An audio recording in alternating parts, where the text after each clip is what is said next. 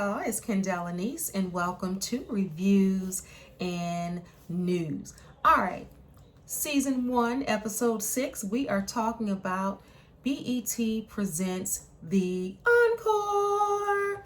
For those that don't know, all right, so I'm starting with 6. I've been watching it all season, but I'm just starting to review it. So I'm going to give a recap of the show, and I'm going to start with episode 6 and so on and so on from there. All right. So for those that don't know, BET Presents the Encore is about a super group in the making. And all of the women we are familiar with, we know who they are. Shamari from the group Black, Pam from the group Total, Fallon and Felicia from the group Cherish. You have Aubrey Day, who is from Danity Kane. And you have Nivea, who stands alone. Oh, we can't forget about Keely from 3LW and the Cheetah Girls. So all 9 women are in the house, and they have to all be on at least a few records, and they have to make a hit. They have to work together for this super group. So they came up with the name Blueprint. So this is season 6, so it's been some drama in the house and trying to get acclimated with working together, because all of these women except for Nivea have been in a group, and the groups had drama and they've broken up for whatever reason. So this is an opportunity for a lot of them to come on in and make another name for themselves in a different space. BET brought back Sita. Y'all remember Sita with her DC accent in the cartoon form. Remember back in the day, BET had Sita's World. So Sita is almost the narrator of the show in some spots, or bringing the women together. They come together in the room and they talk to Sita, and she gives them assignments. And each week they have to have a queen, which means that if there's some stuff in the house, they're able to work it out by the queen. All right, so Kelly wants to be the creative director, and Aubrey wanted to be the creative director. Kelly came in the house in the beginning stating that she just wanted to be the creative director. She didn't want any parts of this group. But all women have to sing on the group. So it was a whole bunch of drama and noise from there. But I don't want to bore you with episodes 1 through 5. And I'm starting with 6. I'm just trying to give you a, I guess, synopsis of what it is. If this is the first video you're watching for this new show. All right. So what happens with season 6 is they're going to have the listening party, and there's been a lot of drama with Cosign. We'll talk about that later. And he is one of the producers that's supposed to produce the project. But Fallon and Felicia are great producers. Felicia is phenomenal. They can, stand to learn some things with their attitudes and, all of that. But I think they're just passionate about their work. They're a little cocky about their work, but they have written and produced hits. So they're trying to stand on that. And I think since they're twins, they probably are just used to dealing with each other. And then in Cherish, the other group members were their sisters. But I find it interesting that this listening party, they had to bring or someone from their group had to come, and they have sisters that were in the group and they didn't show up for them. So to me, something probably was going on there. All right, so it starts with Lamisha in the kitchen, and she's apologizing to Pam about an argument that they got into, and one of the twins comes in and says, okay, is Lamisha serious about the apology, or was she serious about what she said, but she always smooths it over with an apology? And I'm not sure about that. And maybe she truly is sorry. Maybe they're not used to being in the group and she's trying to get acclimated with it. Of course, you have 9 different women with 9 different opinions and views, and that's going to happen. Sometimes you're going to clash. Nivea is my girl. She's cool as a fan. She don't get into it with nobody, and neither does Shamari. Shamari looks beautiful every single episode. Her style is impeccable. I love Nivea. Every time you turn around, she got a different wig on, a different hat, different outfits, and she's cool as a fan. Then you have Keely. trying to be the leader, trying to be messy, low key, but still has, positive points within the group. And then you have the twins that just want to keep reminding you that they're hit makers and they make hits and this is what they do. And then the youngest in the house, that's their main claim to fame. Then you have Lamisha and Irish from 702. We know that Mila was mainly the lead singer. Before Mila came, Lamisha was actually the lead singer of 702 when they had another young lady, and then they had Irish and Orish, which are twins. Was 4 of them. And then the one girl, she got put out of the group because her voice wasn't strong enough. And this is before we know 702 with Subway. Remember that song? The group with the group Subway games, little games we play. I think that was the name of the song. But and then Irish's twin passed away, and then of course Mila can sing and her voice was strong, so then it became the 3 of them. So Irish and Lamisha are sisters, and they were in the group. So with them, they were always kind of the background singers, but Lamisha used to be a lead singer in 702 prior to Mila coming, and that was an issue and a problem with them. And when Mila came, and her voice kind of was the voice of 702. So they're trying to reclaim their fame or just a name for themselves. And then you got Shamari, and Brandy was with the group with her, and was her name Natina, but she got killed. I think she got hit by a car a few years ago crossing the highway in Georgia. So it leaves 2 of them. So I'm not sure if they wanted to even restart Black. So all of these women are coming to get a second chance almost, and they all can sing. So they were gearing up for a listening party and trying to get the songs together that they recorded. With the Bird's Eye View song was a great song, and the Skeleton song, and then it was a beautiful gospel song that Pam led with, because she's born again and she totally dissed her group members, and she blocked them on social media because she was called, she said, by God to just drop total.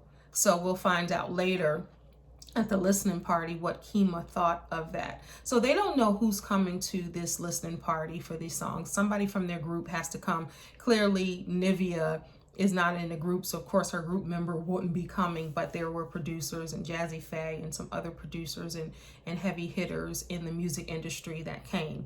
But of course, for Shamari, they come outside and they don't know who's going to show up, and the listening party is outside, and then everybody walks up and they're like, oh, you came.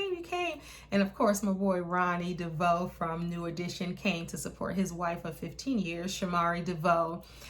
From Black, and he bought all the flowers in the store. He bought them. He bought the bucket and everything, and everybody's like, he bought the balloons and everything to show his support to his wife, which I think was it was great, for him to do that. It was great.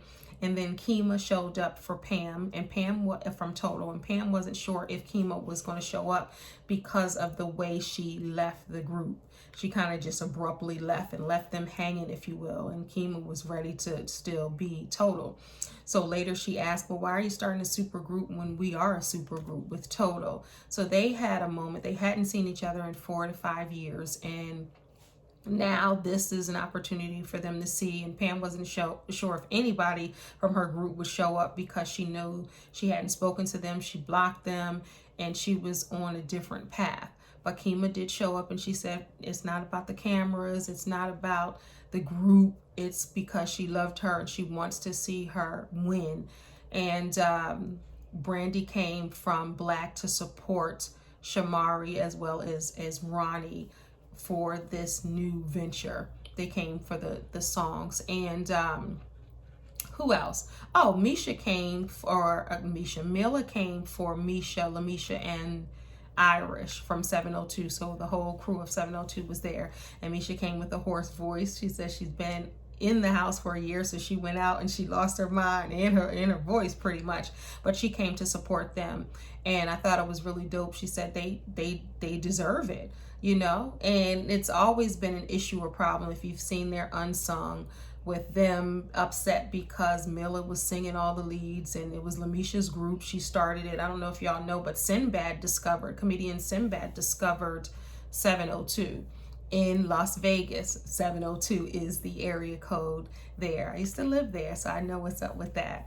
But so they listened to the songs. The songs were beautiful. They went over well. Before they could get, through a verse, Ronnie and Jazzy Faye and other producers were like, hold up, y'all have to perform the songs. It's 9 women. We don't know who's singing what. So then they kind of were lip syncing and karaokeing the songs, and they were beautiful. They sound good. And the whole time Aubrey was sulking, like, complaining, oh, the group is not together, the songs are not right, we don't have a sound, blah blah blah blah blah blah, and everybody else was enjoying themselves except Aubrey and Irish. Later we find out Irish is upset because she sang 1 or 2 or 3 lines in the songs, and she was embarrassed that this was happening again, because in 702 she sang 1, 2, 3, 4 lines in that.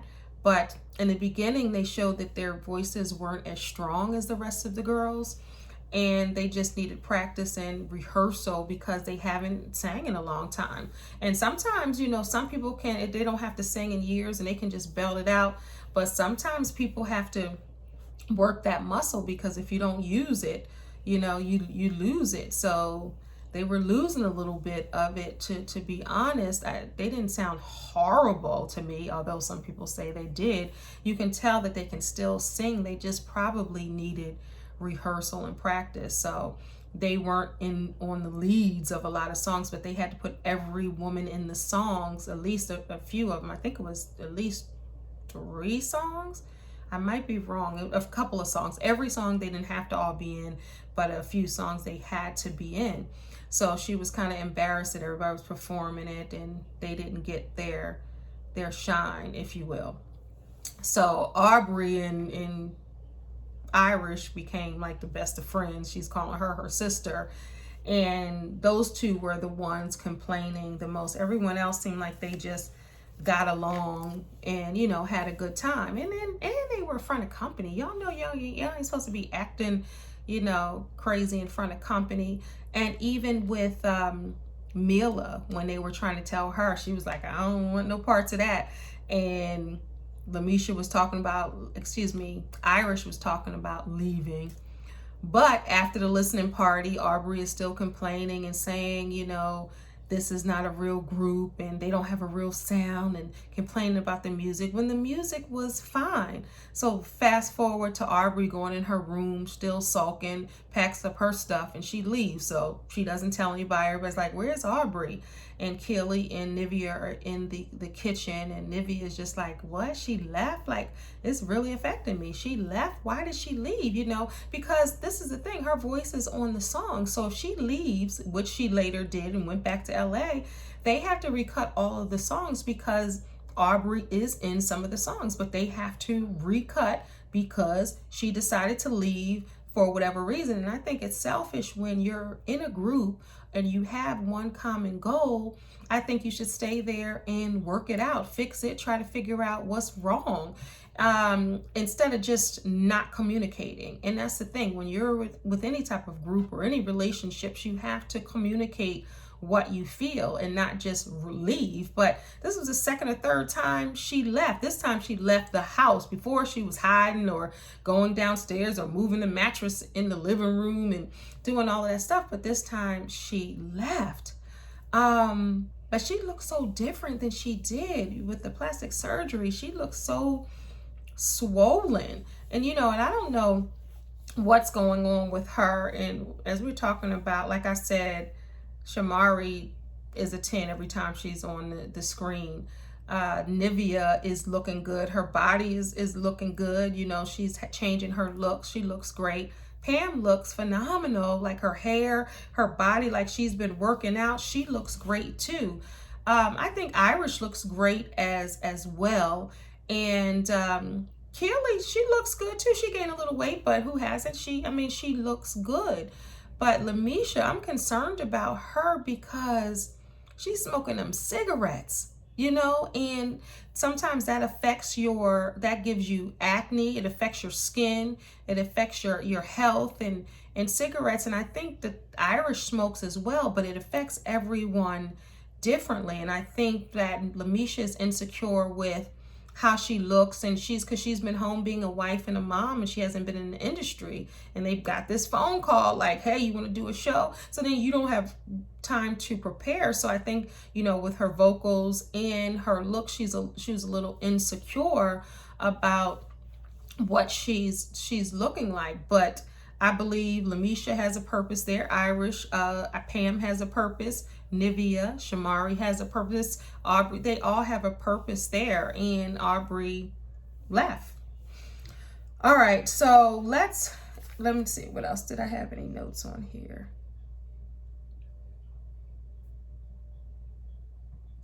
All right, so I want to talk about one of the final scenes. They're in the studio, and already earlier they were talking about how Fallon and Felicia, they stay in the studio. They are great producers, and they seem like they put in the work, but sometimes when you're a woman doing that, it's not always valued. So Cosign is supposed to be the producer of this whole project, but he doesn't live in the home, so he'll do what he does and then he leaves, while Felicia and Fallon are still down there producing, and Kelly sometimes as well. And the ladies are singing on the project and trying to figure out, and they're always in the studio. But when they went to go look for some of the songs, Cosign still had it, so he had to send the songs. So then there were two versions of a couple of songs, and when the ladies were down there, they liked Felicia's better. But then when Cosign came and he saw Shamari bopping to the song, he was like, okay, she likes my version better. But then he was very condescending. And this is one of the times that I do agree with Felicia from Cherish. He and Kelly, that toxic masculinity and that belittling and dismissing because you're a woman, calling you babe and sweetie and all of that stuff. Okay, love, calm down, like that type of thing, that condescending way that some men speak to women when women are bosses or women are just as talented as the men. Sometimes the men, this is what Felicia and Kelly was saying, sometimes the men do that belittling. And I totally agree. That's what it looked like in that scene. Now, I'm not sure if they cut to it or what else was happening, but what they showed us, that's exactly what it looked like. He was patronizing the women, and he was very dismissive of Felicia and Kelly, and Kelly started feeling that. And the other women didn't stand up at that time. Pam said, you got to pick your battles. Aaliyah, the choreographer, was there, and Cinnamon, the vocal coach, was there, and they kind of were just there. They really didn't butt in. If I was there, I would probably said something like Kelly. I would have, because he was kind of dismissing Felicia and her talent and her contribution. And he was like, I'm the producer of this project. But I get what she was saying. She was doing most of the work. Like when everybody is asleep, she's producing. So you can say what you want about the twins, and they are something in that house. So let's be clear, I see it too. But in this case, I must agree with her, because they know what they're doing. And I think that they just need a little bit more humility, but not in this case. In this case with Cosign, I'm totally with them. But overall, this was a great episode, and the show is good. I'm wondering where it's going to go now that Aubrey left. Shamari was like, well, she makes a great contribution to it. And I was like, well, has she really? Because the whole show, 5 episodes, she's been complaining. She did one, she tried to come with the vision of the group and tried to do certain things with the group, but not really, not after that, because she wasn't coming to the studio. She was complaining about the gospel song, which is beautiful, by the way. Pam's voice on there just sounds so beautiful. The words are beautiful. You can tell it's very personal with her experience with God, and all the ladies jumping on, just beautiful, beautiful, beautiful, beautiful song. I would definitely listen to all the songs that they did. The ones that we heard so far were great songs. They really, really were. And the listening party seemed to be a success. They were concerned because they only had 3-4 songs, but that's a kind of a sneak preview of what's to come from this group. So I'm not sure, how it's going to play out. I'm not sure if it's really going to be a group. Are they going to have go further than the show? Is this going to be something that we can buy or stream, or will be on the radio? I'm not sure, but definitely they have the potential to be a group. And I love to see women work together. I don't love to see women always at each other's throats and battling when it comes to anything. Like, I want to see women get along, and I want to eradicate that stereotype where women can't work together. It's catty. They're always arguing, fussing, or fighting. And in some cases in this, that is happening. But Shamari's unproblematic. Nivea is unproblematic. Pam really is unproblematic, except when Aubrey leaned on her. If you haven't watched that, and she was like, I'm delivered. I was gay. I'm not anymore. So I don't like no women touching me because I don't want nobody to get the wrong idea. She wasn't really problematic, but she was just trying to make sure the lines weren't blurred. Kelly, she can be problematic, as we know with her history, but the talking behind the back and the doing all of that's messy, and the twins can be messy, as we've seen. If you haven't seen, go back and watch. They are messy in every episode, and I think they're almost like the little kids that's like, hey, I'm special too. I did this too. You can put some respect on my name. I think that they're fighting for their position and letting people know that they are talented. But they were catty when they, saying that they were the youngest and why are they in here with these older women and all of that stuff. But I think that they're just young and they're trying to let everybody know who they are, or make people care about who they are. But they are talented. And all the other women are talented, but most of them are chilled, and they're coming for this project. So if you've never seen the show, hopefully this will inspire you to go back and watch episodes 1 through 5 and continue watching this season and let me know what you think. Thank you so much for watching Reviews and News. Let me know what you think about this episode. If I miss anything, let me know, because this is the first time I'm doing this for this show. But thank you so much for watching. Don't forget to subscribe, like, and share. Until next time, peace. God bless.